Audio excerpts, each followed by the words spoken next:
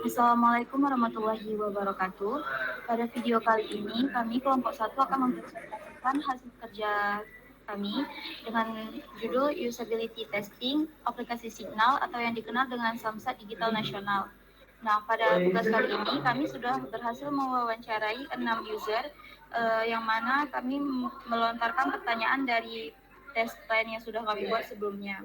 Nah, pertama sebelum masuk ke pembahasan, saya akan memperkenalkan anggota kelompok. Yang pertama ada Muhammad Aris Rizky, Andika Febriansyah, Alif Aulia SAG, Siska Auliani, dan saya sendiri Zui Pertiwi. Next. Nah, ringkasan. Jadi di tugas kali ini itu bertujuan untuk memperbaiki halaman atau tampilan yang bermasalah, meningkatkan kualitas dari aplikasi, meningkatkan aplikasi menjadi lebih baik dan agar bisa digunakan masyarakat luas, memastikan fitur pada aplikasi berjalan dan berfungsi dengan baik. Selanjutnya akan dilanjutkan oleh teman saya yaitu Siska Auliani. Selanjutnya, latar belakang. Jadi, latar belakang dilakukannya usability testing ini adalah untuk mengetahui permasalahan dan kendala yang terdapat pada aplikasi tersebut melalui pandangan user langsung saat menggunakan aplikasi serta saran dan masukan dari user. Hal ini dikarenakan perancang tidak dapat memikirkan secara langsung mengenai permasalahan aplikasi tersebut dan membutuhkan saran serta masukan dengan cara menggunakan langsung aplikasi kepada calon pengguna. Next. Selanjutnya, apa itu test plan? Test plan adalah dokumen yang merinci strategi, pendekatan, sumber daya, dan jadwal yang akan digunakan untuk pengujian perangkat lunak. Ini mencakup tujuan pengujian, ruang lingkup, jenis pengujian yang akan dilakukan, serta kriteria untuk keberhasilan dan kegagalan. Next. Nah, di sini ada tujuannya. Yang pertama, apakah user bisa melakukan daftar akun sendiri tanpa bantuan orang lain? Metriknya bisa atau tidak bisa. Yang kedua, apakah user bisa menggunakan halaman verifikasi eKTP dan foto diri? Metriknya iya atau tidak. Yang ketiga, apakah user bisa melakukan proses login? Metriknya bisa atau tidak. Yang keempat, apakah user dapat dengan mudah menemukan fitur cek status kendaraan bermotor? Metriknya iya atau tidak. Yang kelima, apakah user bisa menemukan menu informasi lokasi Samsat? Metriknya bisa atau tidak bisa. Yang keenam, apakah user dapat menemukan menu untuk mengubah pengaturan profil? Metriknya iya atau tidak. Yang ketujuh, apakah cara keluar dari aplikasi mudah? Metriknya mudah atau tidak. Selanjutnya akan dijelaskan oleh Taris. Baik, di sini saya menjelaskan tentang persona. Jadi yang pertama kali saya mau bahas persona kami di sini ada 6 dan 6-6-nya mahasiswa. Untuk yang pertama adalah Bang Adian.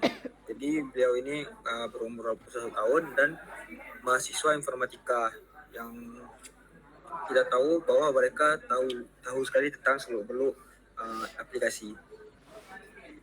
Lalu selanjutnya ada Kak Fatia Humaira.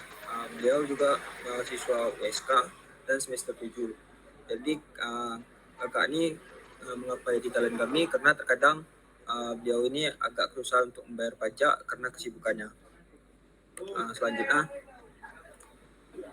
Selanjutnya di sini ada Bang Rahmat. Beliau ini adalah mahasiswa umur 19 tahun yang kita bilang adalah mahasiswa baru mungkin.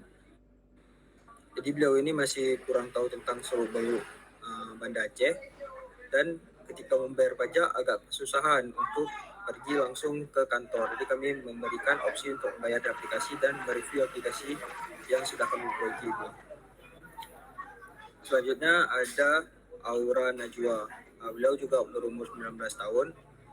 Sama seperti yang tadi, beliau ini agak berusaha untuk membayar pajak dan kami memberikan alternatif serta memberikan aplikasi yang telah kami buat apakah mudah digunakan atau tidak. Selanjutnya, di sini ada Afif Nopal. Dia adalah mahasiswa berumur 20 tahun.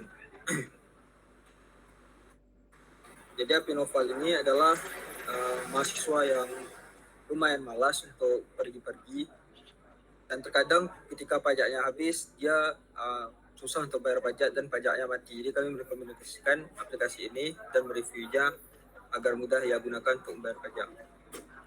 Lalu ada Mr. Alamin, dan beliau ini adalah anak dari petugas Samsatnya, salah satu petugas Samsat. Jadi saya kami berikan aplikasi ini, apakah aplikasi ini sudah mudah digunakan atau tidak. Kayaknya akan dijelaskan oleh teman saya.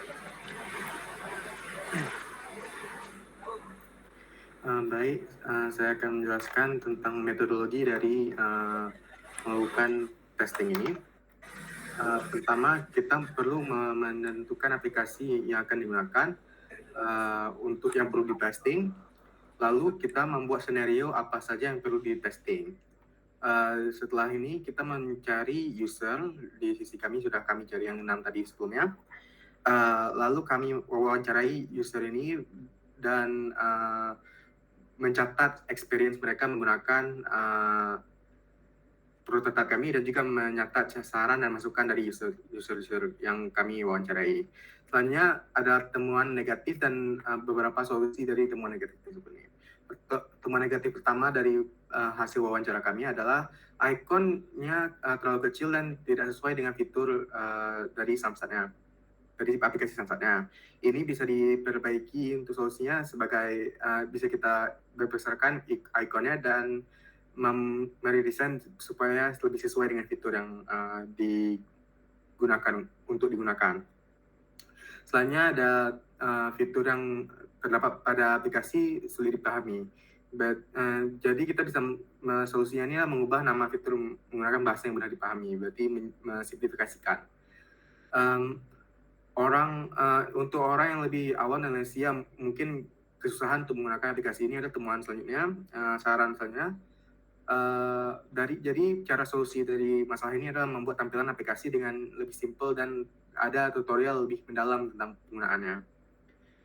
Lalu ukuran huruf yang terlalu kecil dan mungkin susah dibaca untuk user. Jadi ini solusinya adalah untuk membesarkan ukuran huruf sesuai dengan yang diperlukan.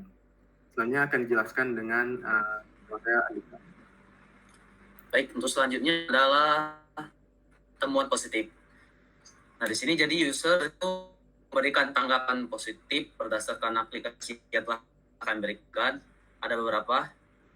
Itu antara lain adalah yang pertama, penulisan yang mudah dibaca.